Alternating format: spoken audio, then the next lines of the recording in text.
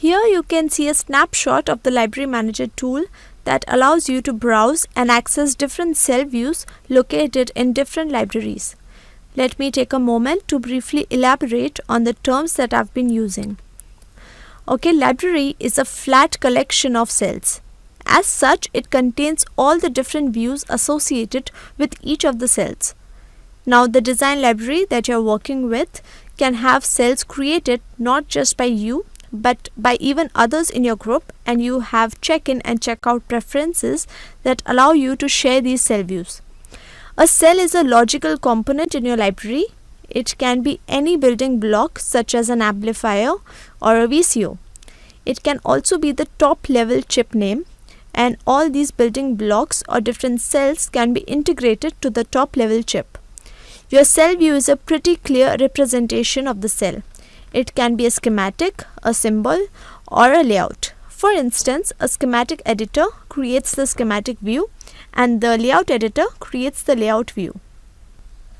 Now coming back to the slide, note that my OA lib is library chosen and amplifier is the cell chosen. For this amplifier cell, there are two views and you can see snapshots with a schematic view and also for the symbol view. A thumbnail at the bottom will show you a picture of your selected view. Now right-clicking any cell brings up a context-sensitive menu that lets you copy, rename or delete cell views. And this is among some of the other options that you can choose from that menu. On this slide, you can see how to add a new library from the Library Manager. Go to the File menu, choose New and then Library to open this new library form that you see on the screen. For a new library, you can give a name and you can either create a new directory for this library or you can select an existing one. And I mentioned earlier that for physical design and verification, which you would mostly be doing after you create your design, is specify the technology file or tech file library to be attached. So then you can click on OK on this new library form. This technology file for new library form will appear and then you can make your choice. If you're just using it for testing purposes, you don't need to attach a tech file. This slide elaborates on what I mentioned on the previous slides. Now in the new library form, when creating a library, ensure that you specify the library name and also the correct path so that the design manager knows what to use. And if you're using that design manager, don't forget to specify it on the form.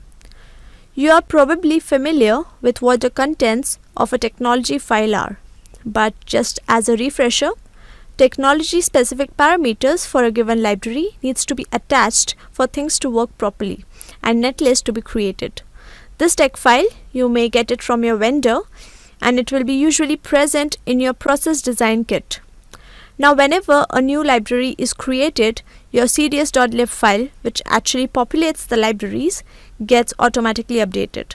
So the instances when the software automatically updates the cds.lib file are when you create a new library from the CIW, when you copy one library to another, or when you rename the library. You can access the cds.lib file by going to Tools and choosing Library Path Editor.